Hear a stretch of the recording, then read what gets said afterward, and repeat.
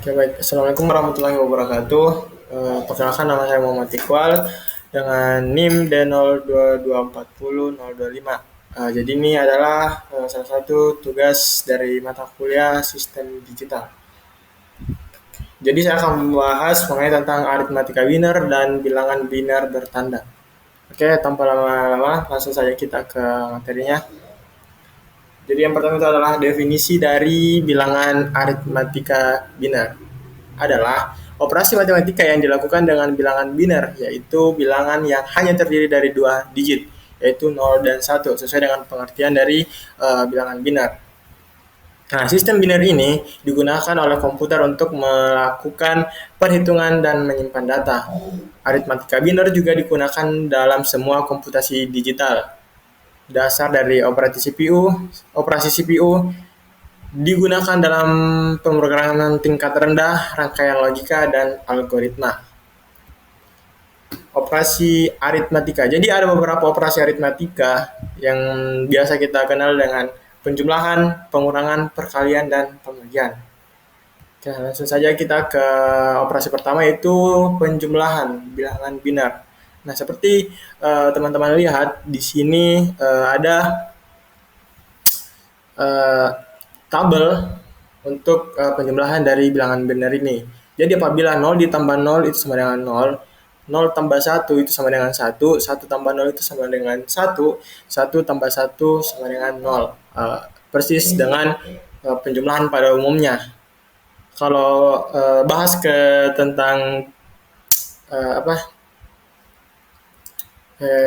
bahas mengenai tentang gerbang logika, dia ini gerbang logika OR.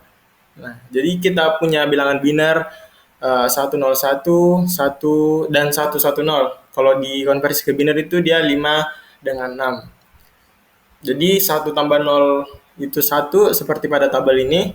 0 ditambah 1 itu 1, 1 simpan 1. 1 tambah 1 itu hasilnya 1 0, tapi dengan catatan kita harus carry off 1, yaitu simpan 1. Karena tidak ada operasi lagi, satunya ini langsung kita turunkan. Jadi 1011. Bila dikonversikan ke dalam bilangan desimal, yaitu 11. Jadi 5 ditambah 6 itu sama dengan 11. Jadi hasilnya itu true.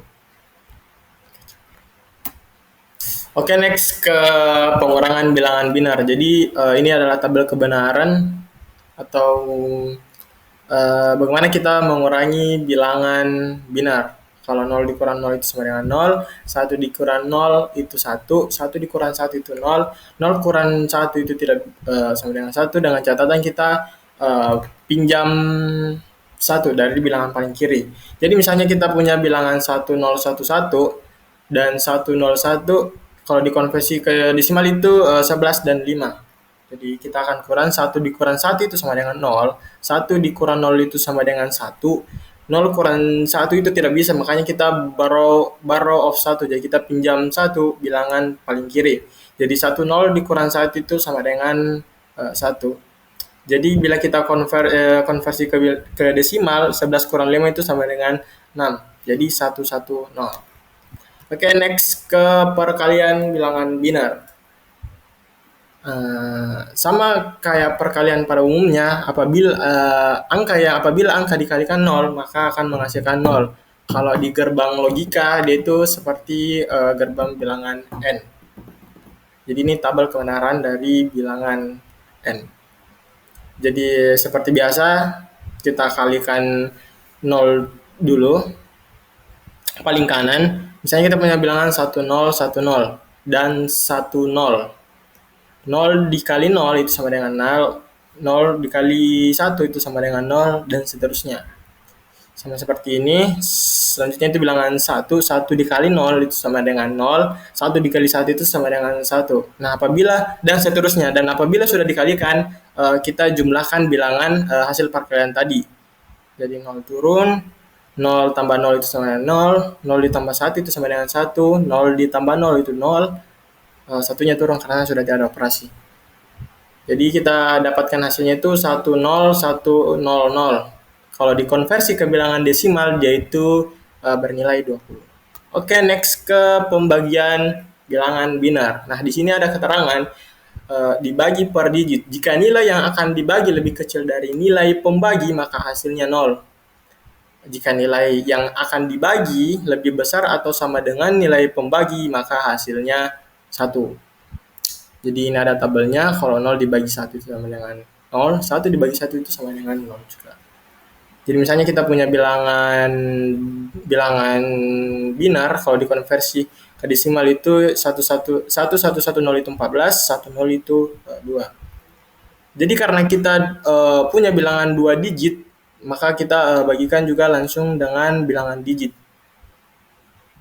Nah, jadi lihat keterangannya tadi sini, jika nilai yang akan dibagi lebih besar atau sama dengan nilai pembagi, maka hasilnya 1. Jadi di sini lebih besar nilai yang dibagi itu lebih besar daripada bilangan pembagi, maka itu hasilnya sama dengan 1.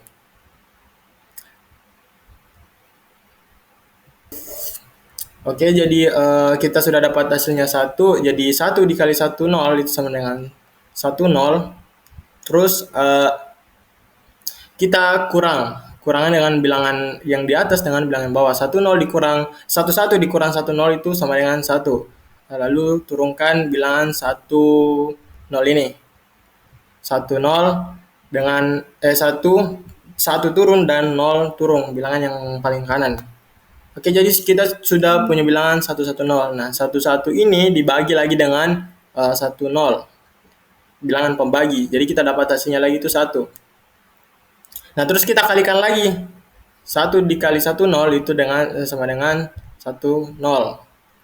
Terus kita kurang lagi, jadi kita punya 1, terus turun 0 lagi, terus kita bagi lagi. Nah, kan dia masih sama, jadi dia tetap bernilai 1. 1 dikali 1 0 itu sama 1 0, terus dikurang. Jadi 1 0 dikurang 1 0 itu sama dengan 0. Oke, finish. Jadi itu tadi beberapa cara untuk melakukan operasi bilangan binar. Jadi hampir sama seperti operasi-operasi pada bilangan pada umumnya, yaitu bilangan desimal. Cuman bedanya di bilangan binar ini kita cuman hanya punya 2 bilangan digit, 2 digit bilangan, yaitu 1 dan 0. Nah, kesimpulan untuk materi pertama ini yaitu operasi aritmatika adalah perhitungan menggunakan bilangan binar 0 dan 1 yang digunakan dalam sistem komputer. Operasi ini meliputi penjumlahan, pengurangan, perkalian, dan pembagian. Penjumlahan dan pengurangan binar mengikuti aturan khusus, termasuk membawa atau meminjam angka. Perkalian dan pembagian dilakukan seperti pada sistem desimal, namun lebih sederhana karena hanya melibatkan 0 dan 1. Operasi ini penting karena menjadi dasar pemrosesan data dalam perangkat digital. Oke, next ke materi selanjutnya itu bilangan binar bertanda. Nah, pengertian dari bilangan binar bertanda adalah bilangan binar yang menyatakan nilai positif atau negatif. Karena binar biasanya hanya menunjukkan nilai positif, maka sistem bilangan binar bertanda digunakan agar komputer bisa mempresentasikan angka negatif juga. Jadi bisa kita simpulkan atau bisa kita artikan bilangan binar bertanda ini hanya untuk mempresentasikan atau mendapatkan nilai negatif dari bilangan binar. Nah, metode umum untuk menyatakan bilangan binar bertanda itu ada 3. Yang pertama itu signet magnitude. Bit paling kiri digunakan sebagai tanda 0 untuk positif, 1 untuk negatif. Nah, contoh positif 5, 0, 1, 0, 1. Dan minusnya itu minus 5 itu 1, 1, 1, 0, 1. Kita tambahkan 1 digit bilangan agar pengoperasiannya itu lebih gampang untuk dilakukan. Terus yang metode kedua itu adalah komplement 1. Bilangan negatif diperoleh dengan membalik semua bit dari bilangan positif. Contohnya, positif 5 itu kan 0, 1, 0, 1. Nah, kita konversi atau balik jadi 1, 0, 1, 0. Terus metode ketiga itu adalah komplement 2, cara paling umum dan efisien dan bilangan negatif didapat dengan membalik semua bit lalu ditambahkan dengan 1. Contoh, positif 5 itu 0, 1, 0, 1. Negatifnya itu adalah 1, 0, 1, 0 kalau dikonversi atau dibalik, terus dijumlahkan dengan 0, 0, 0, 1. maka hasilnya itu adalah 1011. Nah, ada kelebihan dan kekurangan dari metode-metode tersebut. Jadi kelebihan dari metode pertama yaitu signet magnitude, yaitu kelebihannya itu mudah dibaca. Terus kekurangannya dua, representasi nol seperti plus nol dan minus nol, dan aritmatika itu lebih rumit. Terus komplement satu atau metode kedua itu kelebihannya mudah membalik bit untuk negatif. Kekurangannya masih ada dua representasi nol dan perlu penyesuaian carry.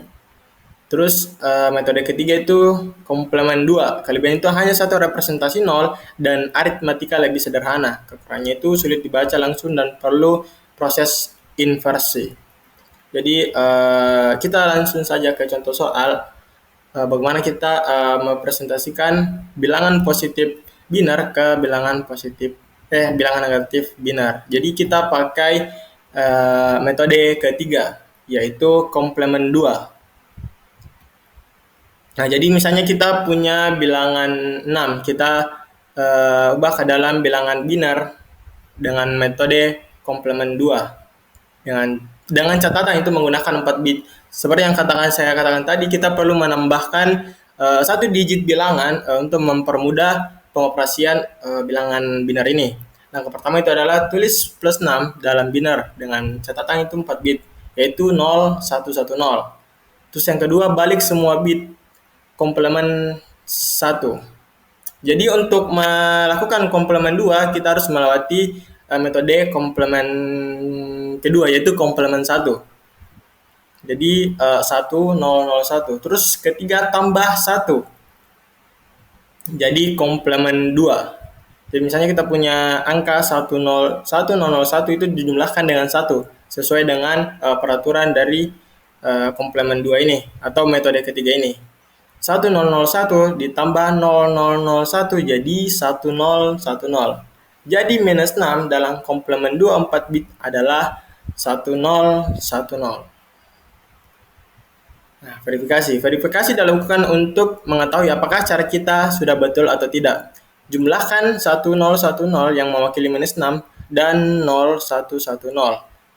Yaitu jadi kita jumlahkan negatif 6 dengan positif 6 dalam bilangan binar. Seperti ini kita jumlahkan seperti pada materi pertama tadi yang saya jelaskan cara menjumlahkannya. Bisa diulang saja kalau tidak mengerti. Jadi kita sudah mendapatkan 1000. Hanya hasilnya itu 5 bit. Karena kita menggunakan 4 bit, maka buang bit kelima. Hasilnya adalah 0000. Artinya benar karena minus 6 ditambah dengan 6 itu hasilnya adalah 0. Jadi seperti itu teman-teman. Oke, next kesimpulan untuk materi kedua ini. Bilangan binar bertanda digunakan untuk menyatakan angka positif dan negatif. 3 materi utamanya yaitu signet, magnitude, komplement 1, dan komplement 2. Metode komplement 2 paling efisien dan umum digunakan karena hanya punya 1 nol dan memudahkan operasi aritmatika. Sekian dari saya, mungkin itu sedikit pemaparan materi tentang bilangan binar untuk mengoperasikan bilangan binar dan bilangan binar bertanda. Sekian, terima kasih. Assalamualaikum warahmatullahi wabarakatuh.